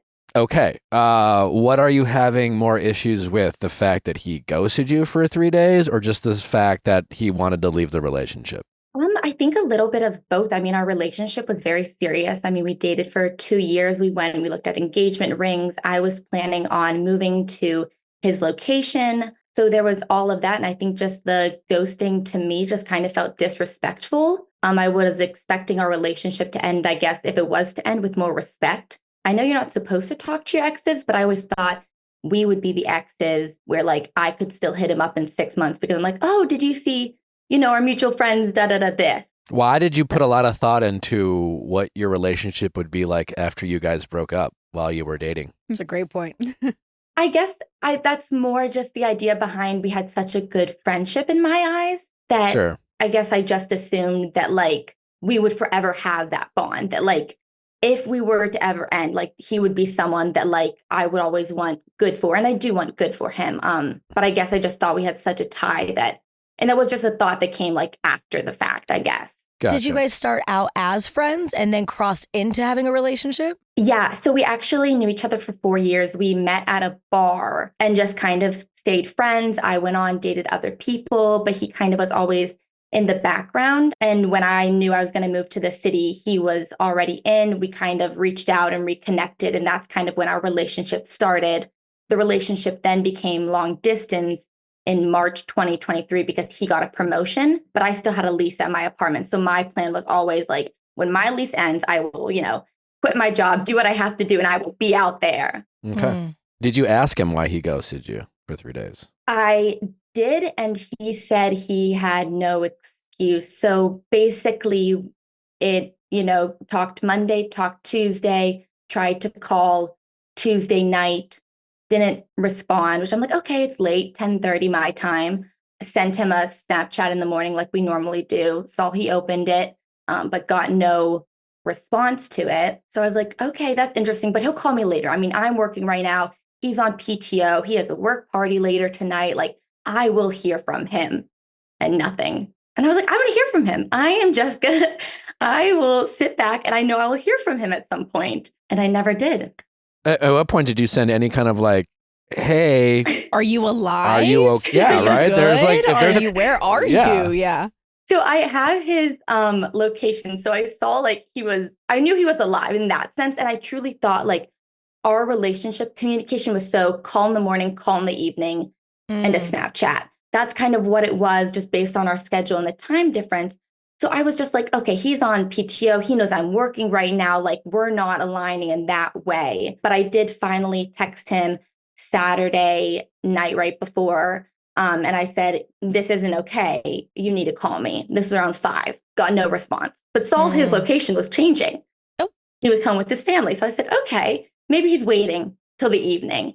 So I tried to call around 10:30, no answer. I then sent another text saying, I'm a little confused. I don't understand. You need to reach out to me. Like, nothing. I called his best buddy. He didn't answer me, but I then got a call from him 4 minutes later. Okay. So you had to call the best friend and he had to be like, dude, call your girl. Yeah. I mean, I'm assuming he said there was no coincidence, but like there was a 4-minute time difference. Like, Yeah. take it as it is. Wait, is he denying that? Yeah, he just said like he did not reach out to me. Like, I was already planning on talking to you. Like, But I know he Yeah. said he had no excuse, but that's fine. And maybe that is accurate. There is no excuse. But what is the reason for breaking up. for not responding to you? Oh, and for breaking up. Yeah. Yeah. What is his Yeah. reason? There you go. But he had a reason. It's not a valid excuse, right? You know, you can. Correct. I mean, but the thing is, he had no reason. I mean, he was cool, calm, collected on the phone. He had, Oh, he had a reason he didn't want to tell you. yeah, probably. I mean, the reasons he gave me for breaking up, I thought were valid. He thought our lives were going in different directions, that distance was hard. Okay. I think distance can be hard, but I think effort is also a thing that needs to be in play. And the effort sometimes was a little bit always more on my end than his, with always me kind of in the back end reminding him like, yeah, I'm free these weekends if you want to come. Yeah, but there was no reason for the like not hearing from him. He just said he didn't know and that he'd been struggling. Okay. I mean, friend to friend, my advice to you on that is, to be honest, just let that part go, the ghosting. You're going to want to know, you know, and there is probably a reason why he did it, but it's not sharing it with you, but he's not your boyfriend anymore. So that's the important part, as sad as it might be. The good news is it sounds like after you've reflected a little bit, you don't entirely disagree with the fact that maybe you two shouldn't be together. No, I don't think I necessarily, I guess, disagree. I mean, I think our relationship was beautiful. I had the best time with him, all this, but I shouldn't say I asked of him, but we did have a conversation a few months back where I said, you know, my plan, I'm happy to move to the city that you're now in with your job, but my plan would always to be move back near my family. I love my family, love being around them. He was always game for it. Like, he always knew, you know, we would always move to this place. And I said, you know, I'm willing to compromise and come to you, but I would ask in the future, you know, when we're settling down, having kids, like, we can reevaluate. And I said, if you're not thinking that way, you know, my ask is that you just kind of, I guess, relook at everything. Because in my eyes, where someone wants to live is maybe similar to the idea of if a person wants to have kids or not. No, it's a big deal. It's a big deal. Yeah, it's Yeah. a potential non-negotiable. But for it sure. also, it shows that you did your part after the ghosting, right? Checking in on him, making sure he's okay. But also, he really wasn't doing that for you. Because if you really, you know, truly, someone really cares, they're going to want to make sure you're safe as well. So that wasn't really being reciprocated, right? Which I'm sure kind of hurt. And you also understand, though, you're trying to create distance after being, you know, leaving each other. But at the end of the day, you should be chasing someone. And you should be chasing validation or ideas of what they're doing if they're not sharing it with you. And at the end of the day, sometimes people just do come in for a season of your life. And if you're saying that from your relationship, you feel like you learned something and you had this something special, maybe you can look at it as being a beautiful thing that you had that. but maybe it is time to let it go, especially if it is so long distance. Yeah. What overall can we help you with? I mean, you mentioned you're having a hard time just accepting him ghosting and then the breakup, but is that your goal, is to just try to move on? I guess move on and trying to understand. I mean, our relationship truly had so much love behind it. Like my roommate would always say to me, like the way he, looks at you and acts around you, that's something everyone wants. Like the kind of love you two have and that fun together and that friendship, like that's what, people want. She's like, I hope I have something like that one day. And I just don't get how you can love someone so much and do all that pre-life planning and plan out, an engagement. And there was an engagement date for this year. And, we looked at rings and our families were informed of all this, to then be like, I'm actually out and I'm actually not going to talk to you for a few days and then go. Yeah. I mean, there's no great answer for you other than, unfortunately, and I say this with experience, is that people can sometimes say things that certainly might feel like they mean it in the moment, especially when it comes to intense feelings like love or infatuation. And it's fun when you're feeling those intense feelings of love to plan with the people that you are in love with and to make promises. But, it doesn't always follow through. And that's something I really struggled with, in my 20s when I had relationships that didn't work out, trying to understand the why behind how this could happen. So my hope for you and advice to you is to stop asking yourself the whys about why the relationship ended. It ended because he made the choice to end the relationship. And I say that because you have to really focus on that. It was a choice he made. And to Allison's point, you want someone who wants to choose you every day. What are your relationship goals for life? Do you want to get married? Yeah. Okay. The whole 9 yards. I know the whole I'm 9 meant yards, to be right? married with kids and yeah. Yeah. So you're looking for a life partner, and that takes a lot, and it takes more than just someone being excited about you and making some promises and telling your families your plans and things like that. They have to wake up and choose you every day, and they have to find ways, even through long distance, to stay connected to you, to work through difficult times, to have you be the person they choose to lean on when they're struggling, with whatever it is. And that's not to say they can't have other support systems, but it sounds like your boyfriend, when he was struggling with those things, you weren't always that person he would go to. He was for you, but it was a bit one-sided, And so I think it sometimes can be really hard to maybe look at your relationship for what it actually was in this time, which I'm sure was special and had really happy memories and really great moments that you can cherish. But, feelings do change. And ultimately, he chose not to fight for this relationship.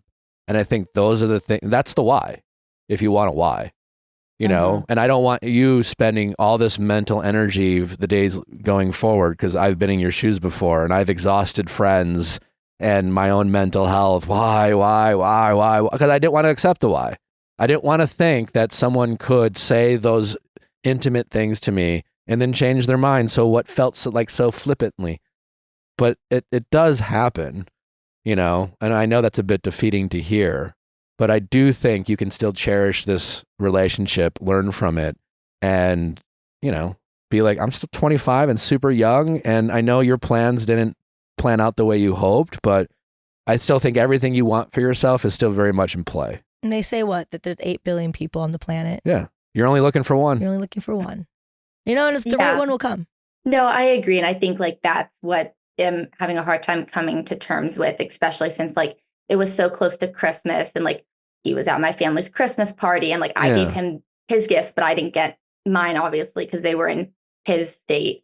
So when it came to an end, I was like, well, then why did you accept the gifts? Why did your family buy me gifts? Because in my eyes, if you've been feeling away for so many months, most people are kind of like, Mom, maybe don't put her on the Christmas card. Maybe don't do this. There's naturally taking steps back. And I never felt steps back from him. But you have to recognize that and hold him accountable. And by holding him accountable, I mean just not make excuses for that behavior. You're no longer with him anymore. But, the honest answer is that he was a little weak.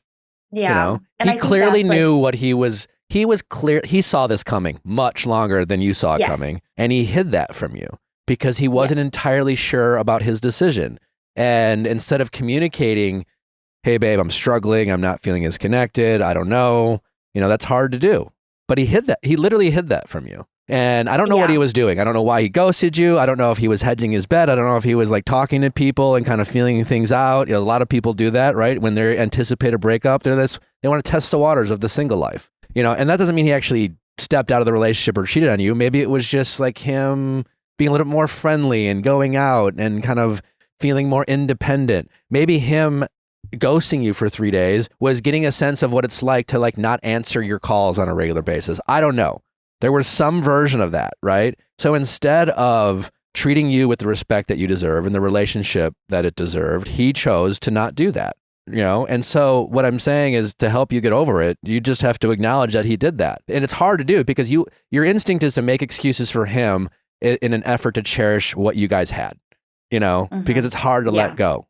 You almost have to kind of counterintuitively go against your instincts and see him for what he really was. In that moment was kind of weak with his decision.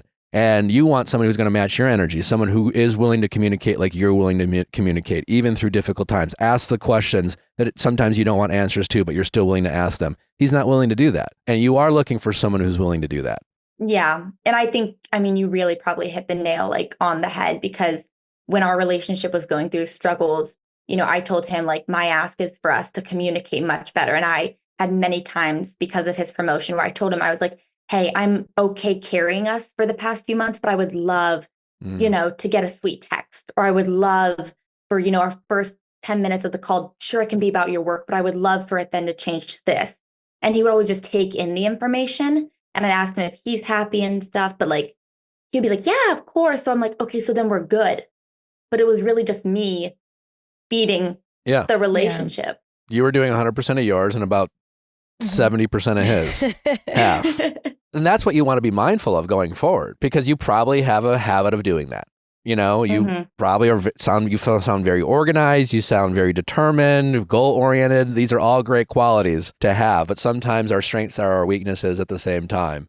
And in a relationship, I think maybe in your next relationship, think about that, think about, okay, yeah, I want to communicate this, but like in the past, have I, in addition to communicate what I wanted, have I either made excuses for them or kind of helped them do the things that I want for me and those things? And you have to be willing to let people show you, how committed they are to the relationship. You weren't letting him show you. You were kind of doing the, it's like you were the parent who like takes over the science project because like, let me just show you how it's done. Because I honestly think that it seems like there is a level of a relationship of showing what you like and showing how you like to be loved, right? Just like the other person has to show you and tell you how they like to be loved. But then at the same time, you just need someone that's also willing to try things for you, right? And at the end of the day, it doesn't seem like he was putting in that much effort to at least try from his standpoint of what I like to do to show you I love you. Whether you necessarily know that you want it or not, but at the end of the day, you're not really saying anything that he was doing for you on his own regard, which is really important, right? Like maybe you're not someone that needs gifts, but he gave you flowers every week, right? But it might not be a love language for you, but he's trying in his own way. But you haven't really mentioned in any way of the things he was really doing to really contribute to the relationship. Yeah, and that's a big point that a few people have brought up to my attention, is that it was always what, I was able to do for him or what people were able to tell me, but no one could really tell me what he did for me. But I didn't know if that was, I guess, like normal, because who's going to say like, oh, they do all the, I don't know, but yeah.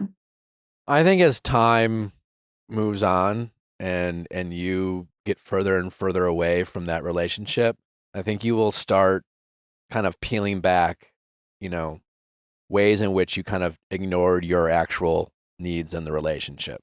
And my guess is you'll become more and more aware of ways in which this relationship didn't serve you in the way you actually thought it did. And again, you're going to be very resistant to that at first because your instinct is to protect the memory of this relationship, as we all do. But it's okay for it to end. And then you didn't fail at anything. I only say that because I know I felt like a big failure when my relationships ended, as if like I could have done something different and I should have tried harder. I should have done this. And that made me stick in the relationships because I was like, hey, by the way, I know you don't want to be with me anymore, but I've thought of some things that like I could have done differently and, and blah, blah, blah. And like, and it was scary how delusional I could make myself, but you just have to be careful not to do that. And, you mentioned, oh, well, I thought we'd be the couple who, if they broke up, would do this. Listen, how you feel about him in this moment, I don't know how you're going to feel about it in the future, but it'll change. Right now, you just broke up with him. Your feelings are intense, for better or for worse, I don't know. But like, allow your feelings for him to change and evolve over time, especially as you get further and further away from the relationship. So this like disappointment of like, you're not talking or you're not friends, I get that now. But 6 months from now, there's a good chance you won't want that and be glad he didn't offer that to you. I also want to say something that I just learned that I just think is chef's kiss brilliance. Stop checking on the people that you're healing from.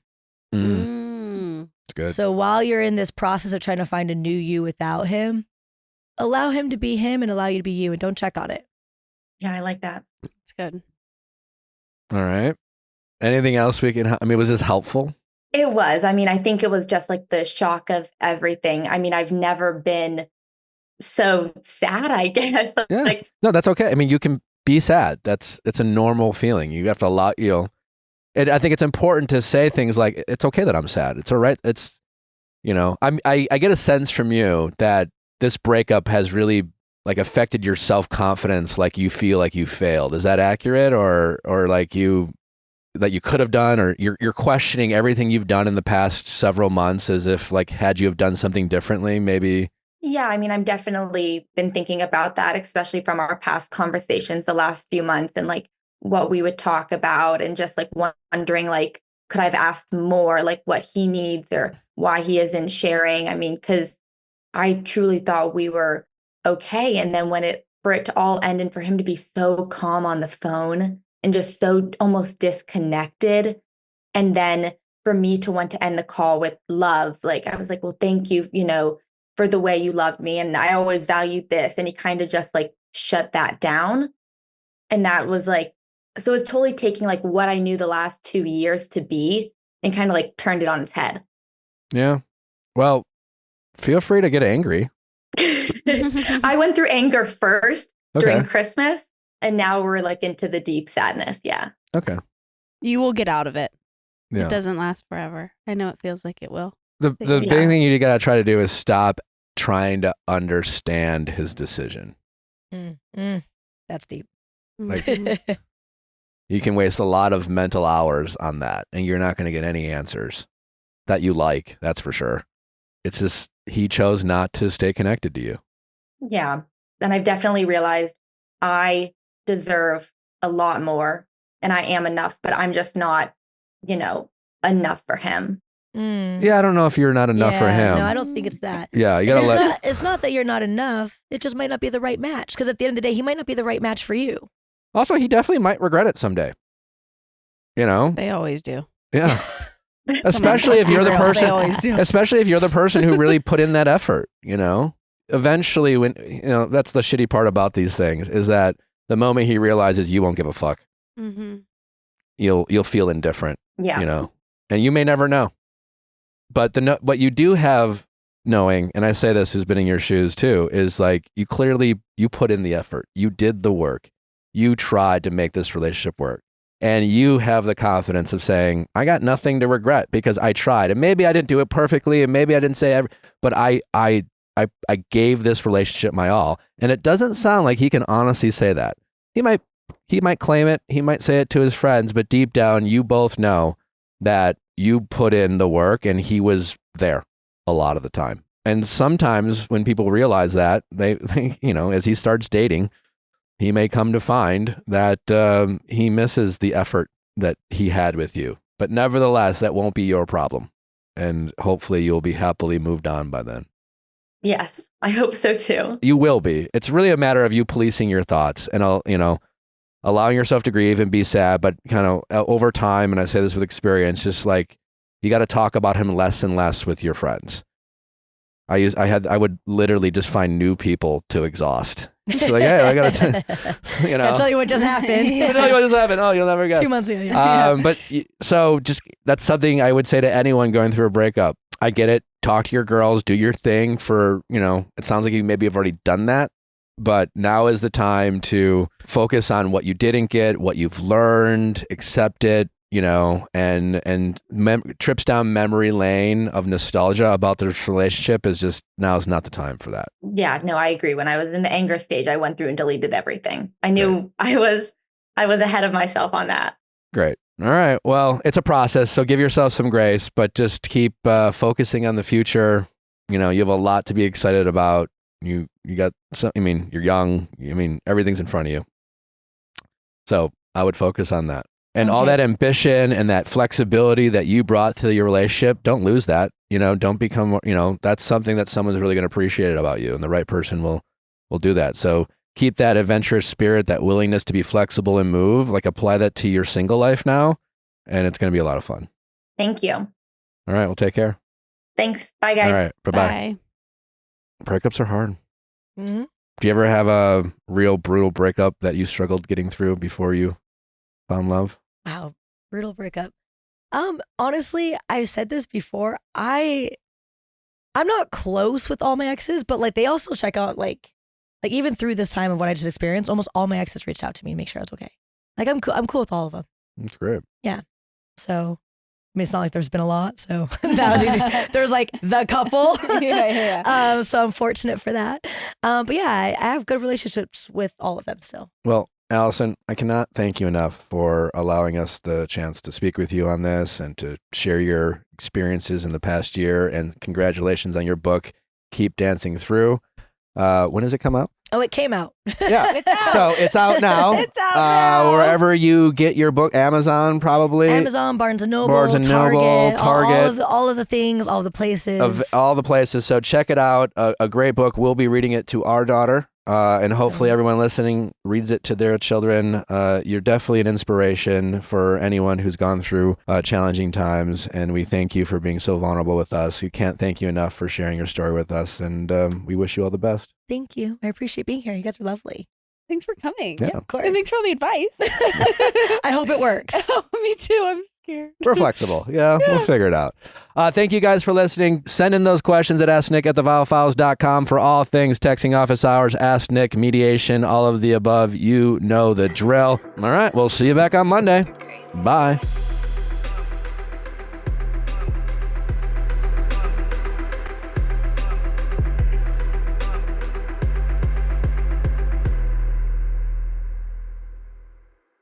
Hey guys, if you loved what you listened to, make sure you hit that subscribe button below. Thanks for listening. We'll see you next time.